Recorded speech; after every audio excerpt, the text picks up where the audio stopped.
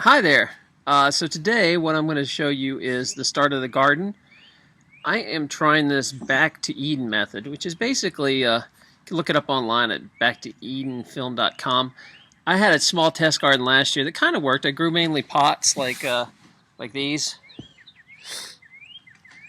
And what happened was they really didn't get very big because I didn't put them in the ground, although I did get some peppers and stuff like that. So this year I tore up some of my weedy grass and lawn and decided to make some prep gardens.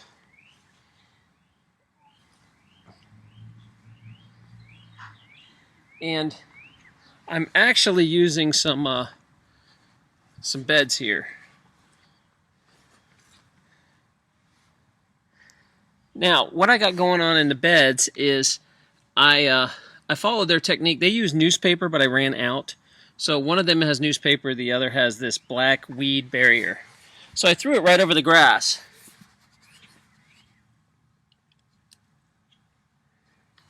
And then I put down about 2 inches of dirt on good soil on each bed.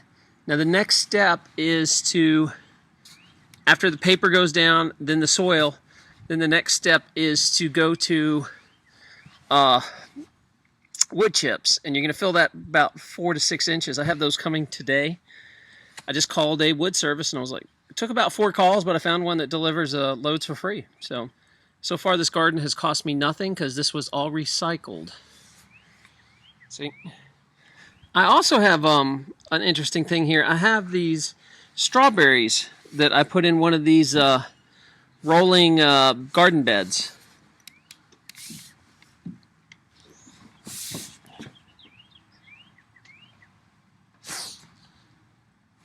And basically, they are, say if you were on an apartment or you didn't have room. I just had some extra deck room that wasn't doing anything, and I thought, what the hell?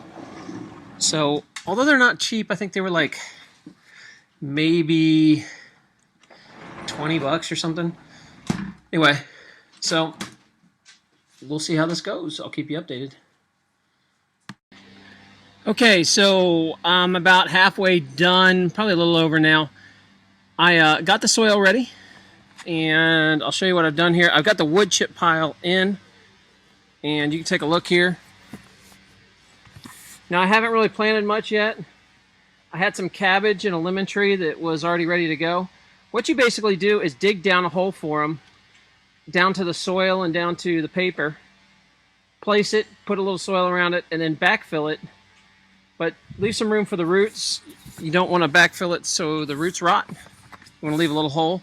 You can kind of get an idea of how deep this stuff was, if you remember. And there's a plant there that I worked around. And I've kind of done this to a whole bunch of areas in the yard. I can also show you, take you over here. And so I called 4 different tree services, and I finally got one to deliver it for free. A couple of them wanted money, and I just kept calling around. Now this pile here was as big as a car, and I was using these buckets to carry it.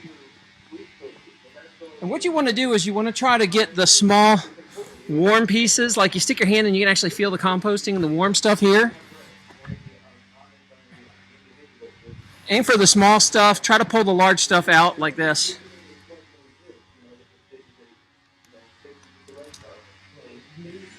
And you can always throw the large. I have so much left over that I will probably be I'm probably going to save it for next year. I'll put it in a pile, and hopefully next year I'll have some more wood chips that have been composted for a year, so it should be some pretty great stuff.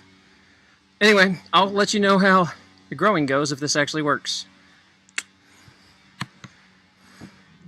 Okay, we're a few days into the growing, and you can take a look at the wood chips. What I did is I dug a hole through the wood chips and got to the soil underneath. Made sure I planted into the soil and then backfilled the chips around them and left a little room so it wouldn't rot the root. The ones that had the black like fabric underneath, I actually tore a hole in the fabric so it could get to the ground. Do you get an idea what they look like? Those are broccoli and cauliflower. They're just starting out. And a lemon tree and some peppers. So we'll see if this works. Something like the onions, I had to do a different approach because you have to put those about 3 inches into the soil. And I made troughs. So what I'm going to do is when the onions start sprouting, I'll backfill the chips around them. You can kind of see where I've got some plants in now. There's a blueberry bush and just some flowers. So 2 months ago, I tried this experimental chip garden. Basically just used a real thick layer of wood chips, about 6 inches. And I'll explain that earlier. Here's what I planted though, and let's see if it worked. So I have some big sunflowers, some broccoli, berries. I got some really tall sunflowers. They're like sky high.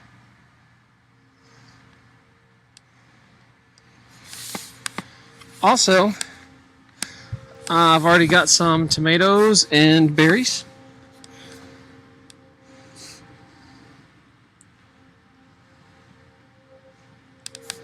I'll take you around. Here's my herb garden. Here I got some stevia and some thyme and mint. And here's my onion patch. Coming along awesome.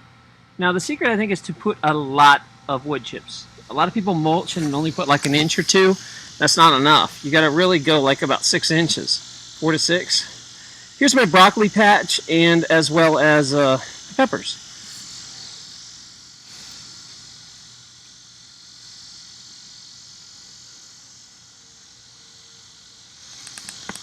So does it work? Absolutely. It was the easiest garden I've ever done once you get all the prep done. Talk my watering down about 95% or so. You basically only have to water it until you get the first big rain. So when you plant something, you water it, then you get a big rain, and you're done.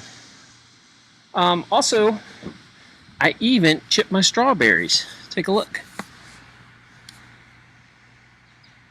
And they've grown a lot sturdier and higher than ever before. And they've just been spectacular. So, big thumbs up on the chipping. I like it a lot. Now, one of the things I noticed was during the days in Savannah, I mean, we were in a drought for basically 2 months. It only rained, I think, 4 or 5 times, and they were just light sprinkles. So during the high times of the day, what'll happen is you'll get some wilting. Now that's my broccoli, and you'll notice how wilty the leaves look. But then in a couple hours, they're just fine again as soon as the sun starts to go down. So it's really okay. So for a quick review, again, I think it was fantastic considering that I grew a real successful garden in a drought with practically no water at all. Awesome idea. I would totally use this if I lived in hot environments as well as cold, because the thick chips will keep the roots alive and warmer longer. Basically, they act like sponges, and they only hold water and release it as the plant needs it. So the plants will wilt some in the really hot heat, and then in the afternoon it catches back up because it just pulls the water out of the chips. They're just awesome. I mean, nature, yay. So besides that, it really wasn't very expensive. Most of it I got for free except the plants. And the prep setup is a lot, but as far as I almost had zero weeding or maintenance. I mean, I think I had 10 minutes of weeding the entire time. Just great. Big thumbs up, and I'm looking forward next year